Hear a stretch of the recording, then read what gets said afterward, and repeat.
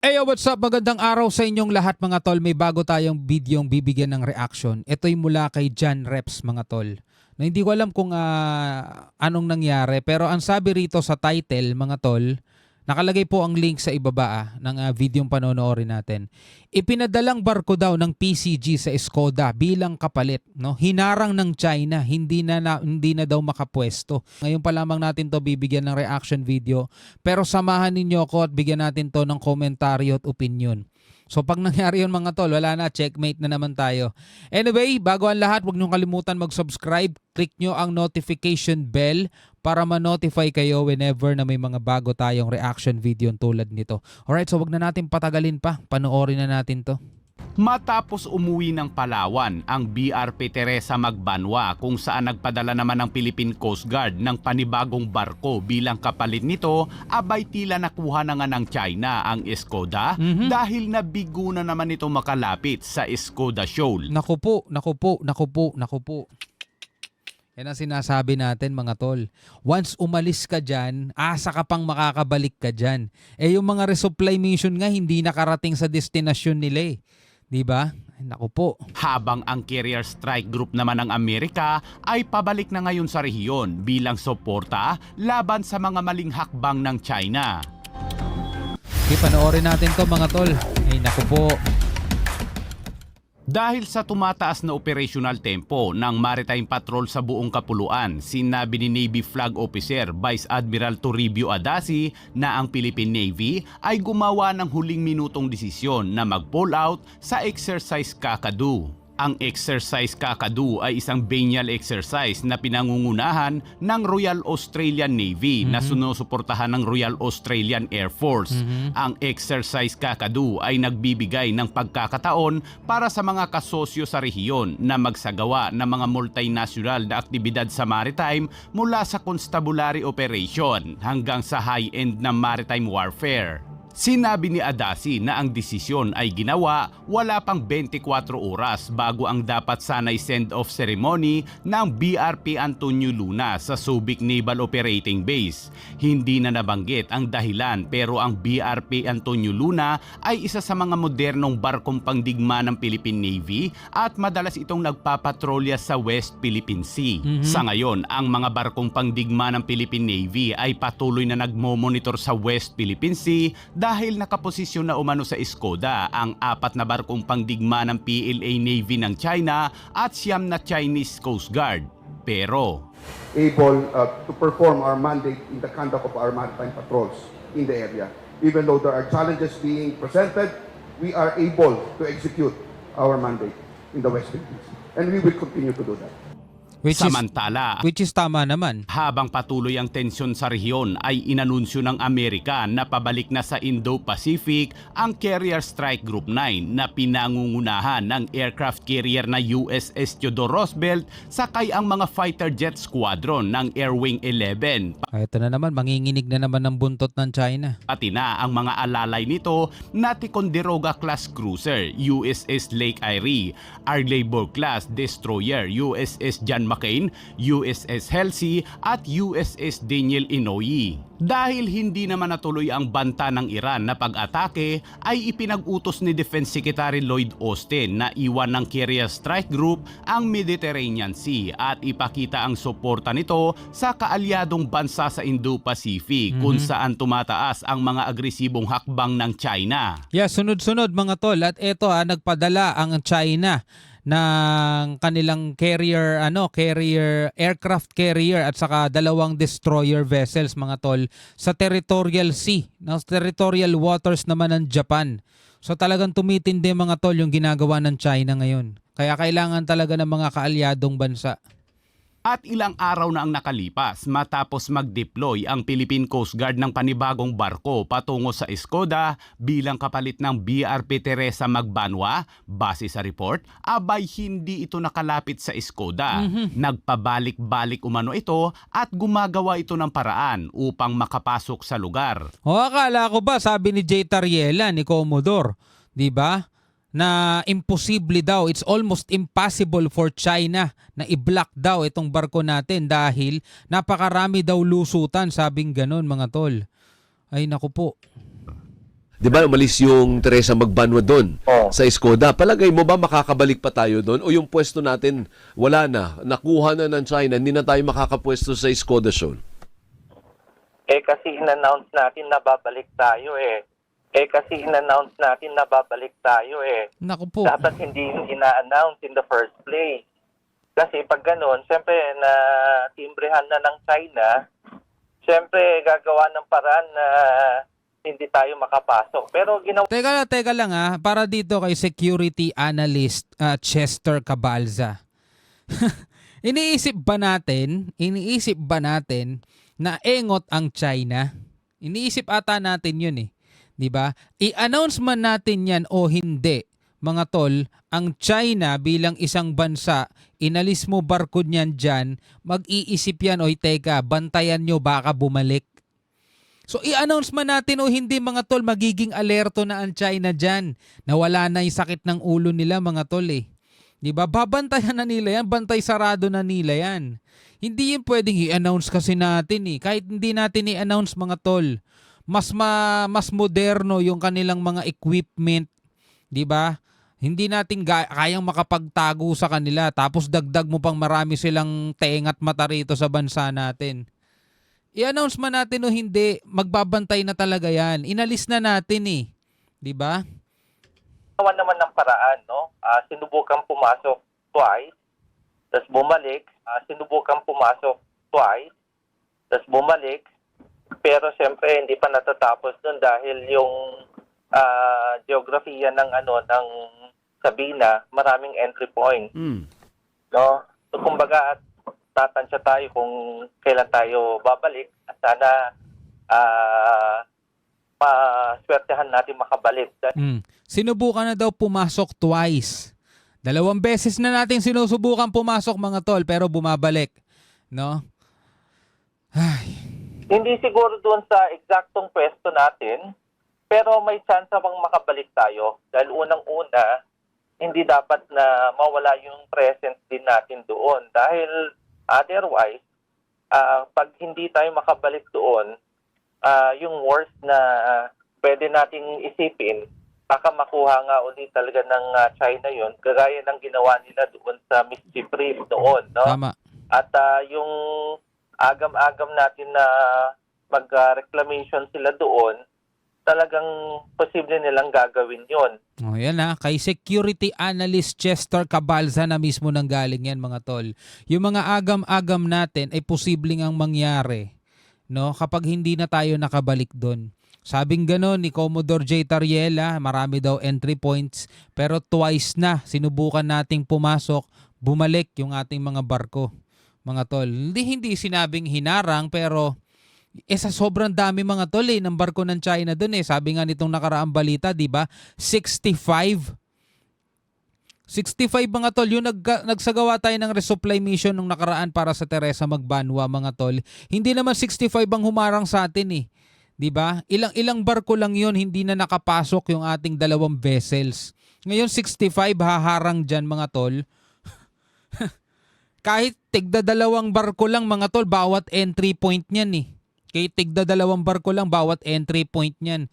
'Di ba? O sinabi pa ni Commodore J. Tariela sa media, napakalawak ng Skoda Shoal, napakaraming entry point niyan. It's almost impossible for China na i-block tayo.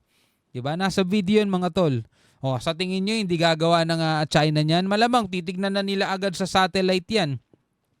Titignan na agad nila kung saan yung mga possible entry point. O mag-deploy ka rito ng tigda 2, tigda 3 barko. 'Di ba? Sa dami ng barko nila, mga tol, 65 nga daw yung barkong nandiyan Dahil ang alam ko na gusto nilang gawin doon sa ating Magbanwa noon ay kaya nila niraram yan at malalaki yung butas dahil gusto nilang naturally mag-sink, no, lulubog. Kasi nga hindrance siya doon sa resupply mission na ginagawa natin patungo sa BRT Sierra Madre. Sierra Madre. Oo. At yun yung apple of the eye ng China, yung Sierra Madre. Kasi grounded siya, military outpost siya. At the same time, nandun din yung puso ng tatlong isla from Mischief, Second Thomas Fall, yung Ayungin, and of course yung Sabina, na napakalaking bahura na katabi lamang ng Palawan.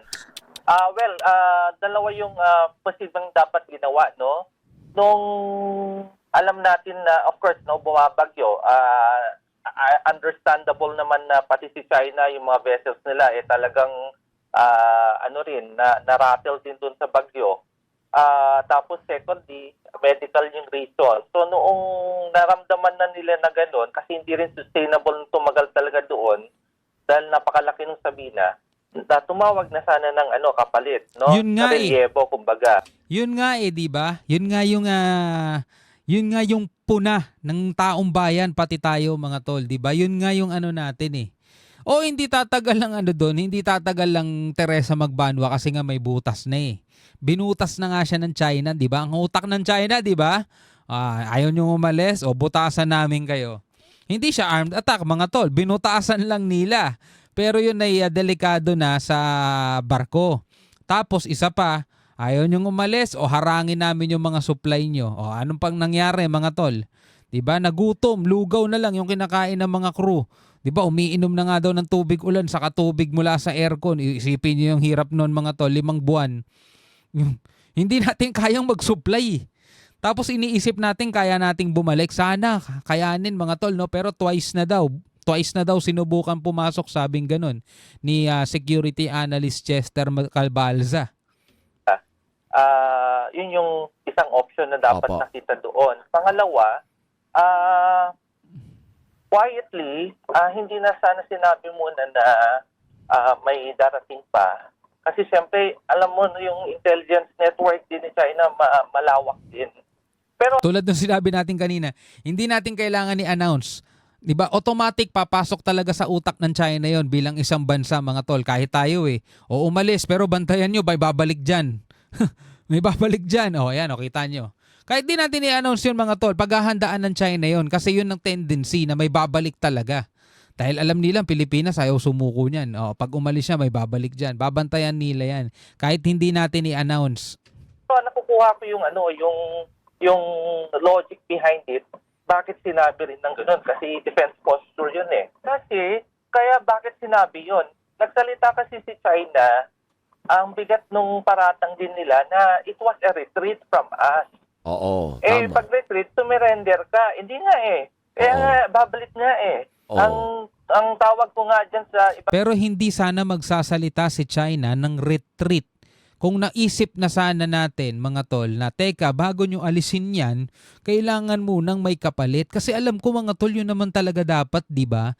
Binigyan na nga nating example sa mga gwardiya, sa mga nurse.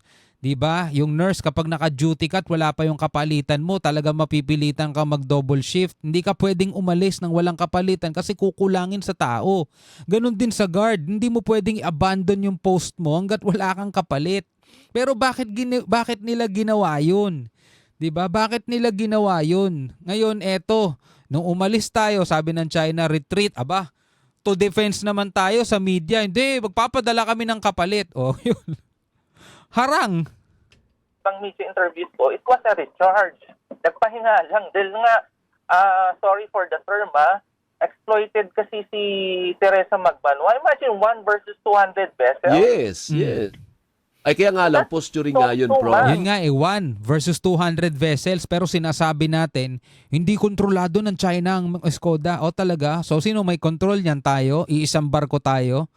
Hindi nga tayo makapagpasok ng ng resupply. Sino may control? 'Di ba? Laging ganun mga tol, kung sino nananaig, yun ang may control. 'Di ba? Halimbawa, magdadala ka ng isang deliver o sa isang package sa isang lugar. 'Di ba hindi mo maipasok kasi may kumukontrol dun sa lugar na 'yon. Hindi mo pwedeng sabihin hindi mo nila kontrolado 'yan.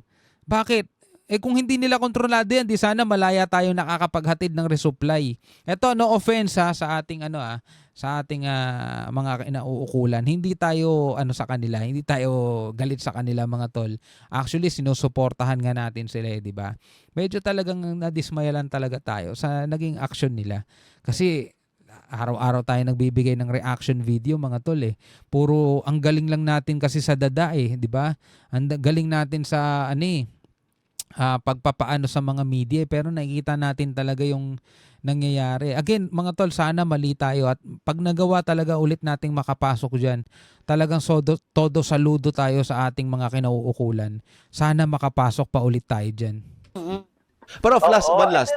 Panahon na ba para tanggapin natin? Sabi ni Justice Carpio, tanggapin nyo na kasi yung alok, magpa-escort. Yun nga eh, dapat talaga tanggapin na. Wag na tayong magpataas ang ego. Ang ano pa natin eh. 'Di ba? Ang yabang pa natin eh.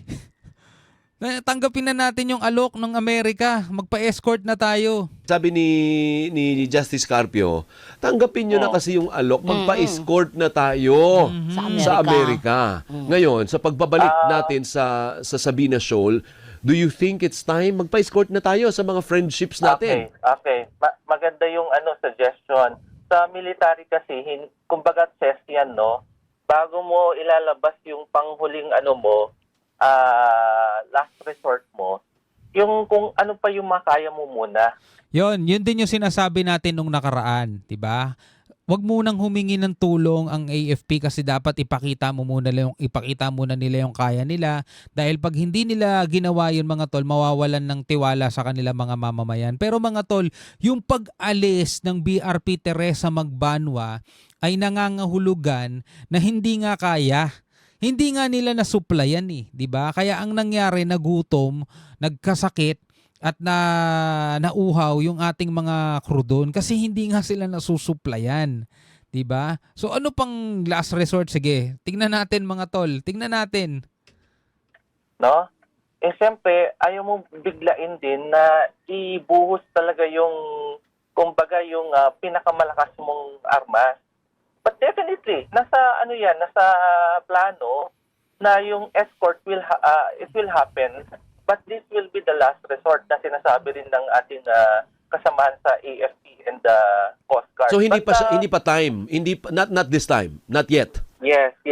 Kung kaya mo na makapasok pa, then so be it. Alam ko gagawan ng paraan ng ating Coast Guard yan at ng Philippine Navy. Huwag tayong mag-alala. Sana makapasok tayo dyan ng hindi kinakailangan ng escort ng ibang bansa. Kapag nagawa ng Pilipinas yun mga tol, talagang saludo. Saludo sa ating Coast Guard at saka sa Navy, sa AFP. Pag nakagawa nila makabalik dyan mga tol. Ayaw nating alisin yung believe natin sa kanila. Huwag nating alisin yan. Hanggat maaari talaga manatili tayong believe sa kanila. Pero kasi, alam mo yun, dun na nagkamali na sila isang beses eh. Dun sa 2012 Scarborough. Diba? Pero naulit-ulit ngayon, umalis tayo nang wala man lang kapalit. Wrong decision talaga eh. Dahil sila rin ay at ang alam ko, si China din nag-iisip ko anong gagawin natin. Nasataranta rin sila eh. We have to remember that. Takot din sila dahil hindi pa tapos yung laban. Round 1 lang yung nakita natin diyan. May round 2 and round 3 pa na mangyayari. At sigurado ako na matatalino naman yung mga kasama natin dito sa AFP at PCG, meron silang gagawin yan. No?